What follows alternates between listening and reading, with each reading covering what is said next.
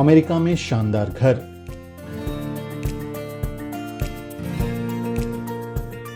चमचमाती गाड़ियां,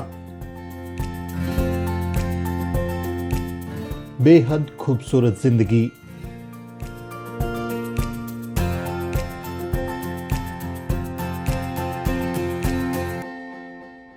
अमेरिका में एक दलित शख्स के पास हर सुख सुविधा है, लेकिन हमेशा ऐसा नहीं था। ये कहानी एक ऐसे बच्चे की है जिसकी हथेलियों में कभी कीकर की गोंद चिपकी रहती थी और आज उन्हीं हाथों से वो अमेरिका में अपनी तकदीर लिख रहा है। महाराष्ट्र के बेहद गरीब दलित परिवार में जन्मे नरेश बरसागड़े की कहानी बेहद प्रेरक है। 7 साल की उम्र में जब बच्चे खिलौनों से खेलते हैं, नरेश मजदूरी करने निकल जाते थे। कीकर की गोंद से शुरू हुई ये कहानी अब लॉस एंजलिस की चमचमाती सड़कों तक पहुंच गई है। आज आपको मिलवाते हैं अमेरिका के लॉस एंजलिस में रहने वाले नरेश बरसागड़े से। नरेश अमेरिकन कंपनी में सीनियर मैनेजर हैं, लेकिन भारत में उनकी जिंदगी इतनी आसान नहीं थी। 7 साल की जिस नन्ही उम्र में बच्चे अपनी छोटी सी दुनिया में मगन रहते हैं, नरेश को मजदूरी करने के लिए मजबूर होना पड़ा। नरेश बताते हैं कि कैसे वो अपनी मां के साथ मजदूरी करते थे, लेकिन बच्चा होने के कारण उन्हें 1980 के दशक के शुरुआत में दिन भर का सिर्फ 1 रुपया मिलता था। कि डेली वेजर का बच्चा होने से बचपन से ही शुरू से I started working in the farm at the age of 7 itself और 8 क्योंकि हाफ मजूरी मिलती थी वहाँ पे। जैसे अपने मदर के साथ या ग्रैंड मदर के साथ खेत में जाता था, खास करके रेनी सीजन में या विंटर में जब फसल होती थी तो उनको पूरी मजूरी मिलेगी तो मेरे को आधी मजूरी मिलती थी। तो एक टाइम पे तो हमारे इधर ड्रॉट आया था तो एक दिन की रोजी उस टाइम पे इन 80s अर्ली 80s 2 रुपये मिलती थी और तो मुझे 1 रुपया मिलता था पूरा दिन काम करने 8 घंटे की पूरे 8 घंटे की पूरा दिन काम करने के लिए। तो दैट बिल्ड्स योर एंड्योरेंस। वो दिन जब स्कूल की फीस भरनी होती थी, नरेश जंगलों में भटकते और कीकर के पेड़ों से गोंद इकट्ठा करते, बाजार में बेचते ताकि पढ़ाई ना रुक जाए। गरीबी, तंगी और तकलीफ हर मोड़ पर उनकी परीक्षा लेती रही, लेकिन नरेश ने हार नहीं मानी।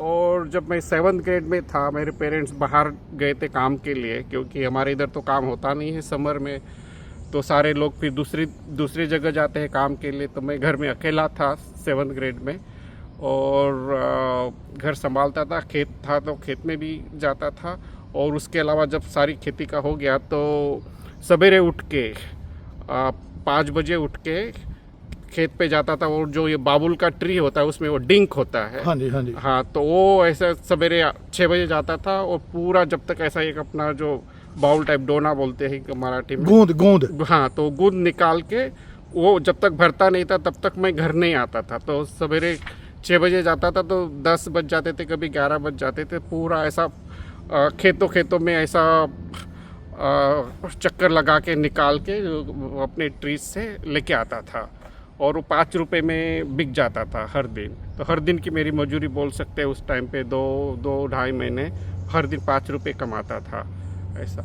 वो जब हुआ तो हेल्प हुआ मुझे फिर 8th ग्रेड में, जब गांव से बाहर जाना था हाई स्कूल में, तो एडमिशन लेने के लिए स्कूल में एडमिशन लिया, हॉस्टल में एडमिशन लिया, सारे फॉर्म्स भरना, तो वो सब के लिए मैंने फिर वो फीस यूज किया। तो इट वाज इजी करके फिर पेरेंट्स पे बर्डन नहीं रहा।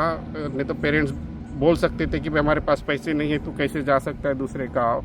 तो मैंने वो सारा कर लिया था अपने आप। नरेश बरसागड़े कहते हैं कि अपने बच्चों को जरूर पढ़ाना चाहिए ताकि वो कामयाब हों और दुनिया देख सकें और साथ ही अपने माँ बाप को भी दुनिया दिखा सकें।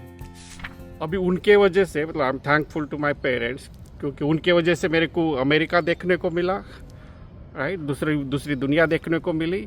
लेकिन इनडायरेक्टली अभी मैं यूएस आया तो फिर मैंने अपने पेरेंट्स को भी यूनाइटेड स्टेट्स दिखाया। वो भी अमेरिका आए, इधर 6 महीने रहे। मदर, अभी फादर नहीं है तो मदर एवरी ईयर 6 महीने के लिए आते हैं, 6 महीने के लिए जाते हैं।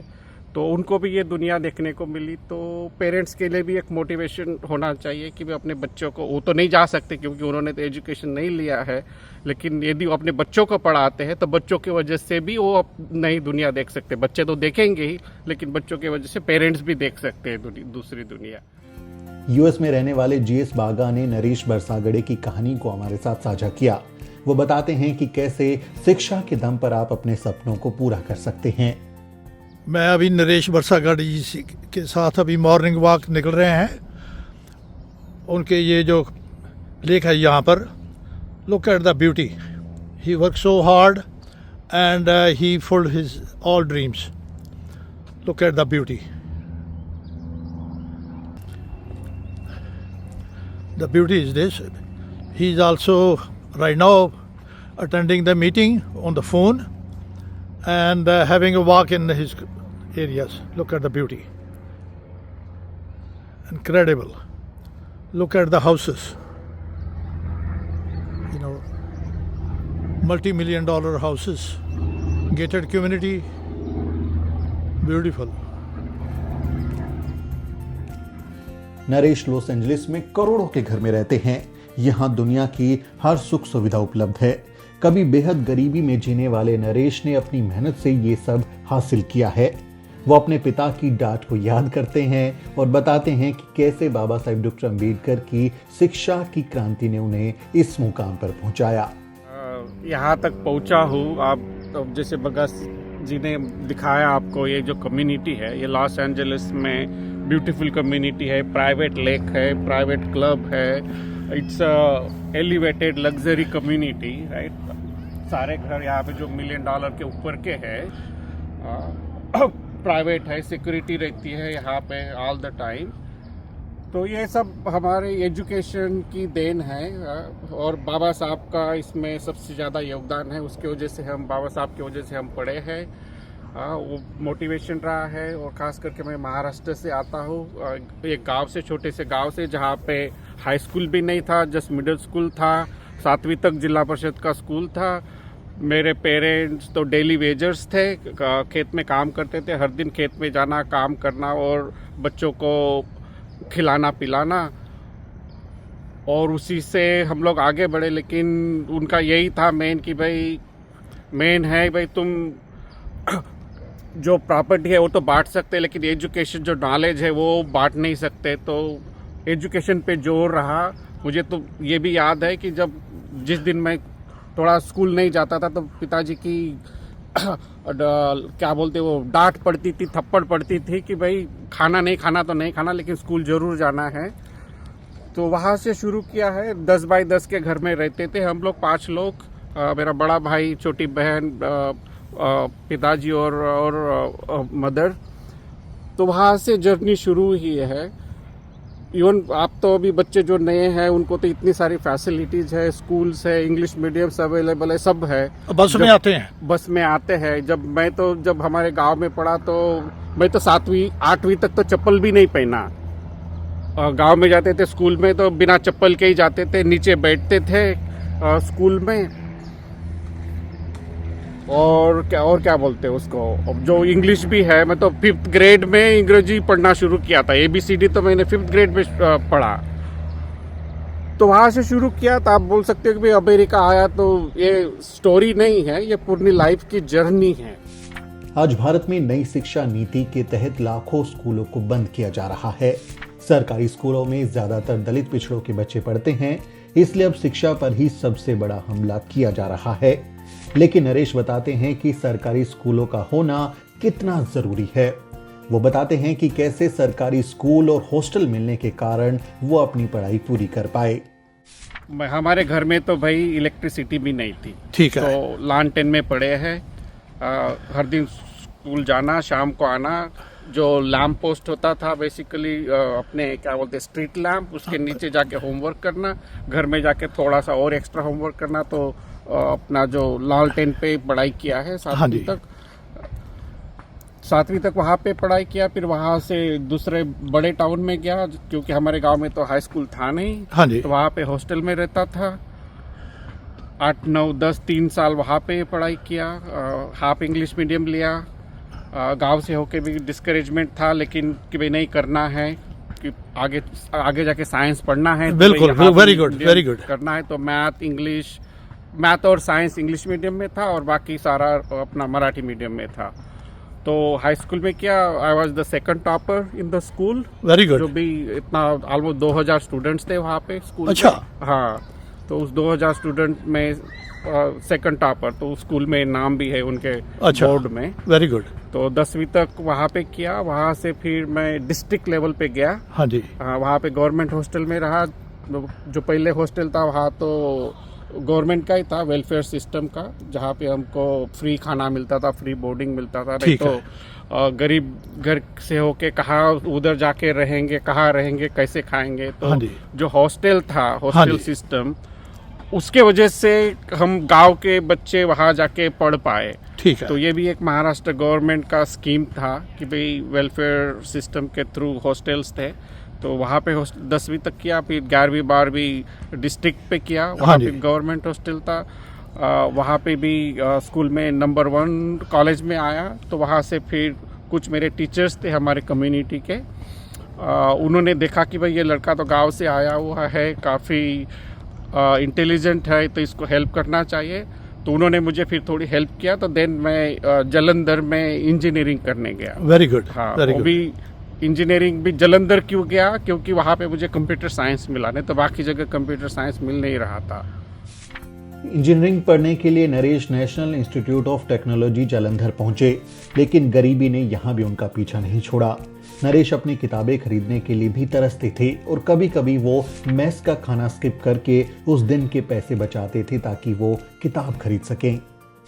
तो जो कॉलेज का फीस था महंगा था, तो मेरे जो टीचर्स थे वो आधा फीस वो भरते थे, और मेरे पेरेंट्स से जितना होता था 200-300 रुपये वो टीचर, और फिर टीचर बाकी का पैसा डाल के मुझे फिर एक महीने का जैसे 500 रुपये का उस टाइम पे खर्चा होता था हॉस्टल का। बहुत 700 रुपये उस टाइम बहुत था। 500 रुपया, 500 रुपये बहुत था, हाँ। Lot of money. 500 रुपये। तो उसमें से भी फिर मेरे को बुक्स के लिए पैसे चाहिए होते थे। तो मैं हर सैटरडे को 15 रुपये का एक जो ब्रेकफास्ट, लंच और डिनर ऐसे होता था, तो सैटरडे को मैं कुछ नहीं खाता था।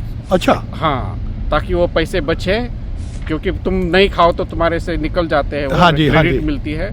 तो मैं ब्रेकफास्ट और लंच स्किप करता था, तो फिर 10 रुपये बचते थे। तो उससे फिर अपने बुक्स ये जो है बाकी का उससे खर्चा हो जाता था। वाओ। और फिर 6 महीने वो स्कॉलरशिप मिलती थी महाराष्ट्र के गवर्नमेंट से, तो उससे मैं अपने 6 महीने चलाता था। अच्छा। और 6 महीने फिर टीचर और पेरेंट्स ये हेल्प करते थे। 1998 में अमेरिका में नौकरी मिलने के बाद नरेश अमेरिका पहुंच गए, लेकिन यहां पहुंचने के बाद भी उन्होंने पढ़ाई नहीं छोड़ी। अमेरिका में नरेश ने कंप्यूटर साइंस में मास्टर्स किया। उनकी पत्नी और बच्चियां भी अमेरिका में ही रहते हैं और वो भी पढ़ाई की अहमियत को समझते हैं। ये इंटरव्यू रिकॉर्ड करने वाले जीएस बागा भी अमेरिका में ही रहते हैं, लेकिन भारत में वंचित तबके के छात्रों को शिक्षा दिलाने की कोशिश में लगे रहते हैं।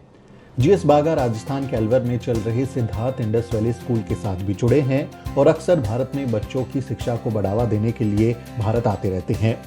नरेश बरसागड़े से स्कूल के लिए डोनेशन लेने पहुंचे जीएस बागा चाहते हैं कि सिद्धार्थ इंडस वैली स्कूल के बच्चे नरेश की कहानी जाने और उनसे प्रेरित हों। और एक चीज़ मैं यहाँ ऐड करना चाहता हूँ, ये सिद्धार्था इंडस वैली स्कूल जो है ये एनजीओ नहीं है, और ये कोई गवर्नमेंट से कोई डोनेशन नहीं है, किसी से डोनेशन नहीं है।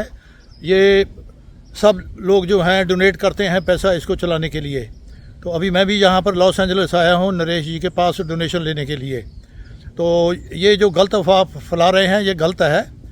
तो इसको स्कूल को हमने बढ़ाना है, हमको जो मेन इंटरेस्ट है बच्चों को उठाना है। तो ये गलत अफवाह जो लोग उठा रहे हैं वो दैट इज़ रॉन्ग। वो इस मतलब स्कूल को वो डाउन करना चाहते हैं। आई डोंट नो वाई इतना पैसा लगा रहे हैं हमें से मेवात एरिया को उठाने के लिए।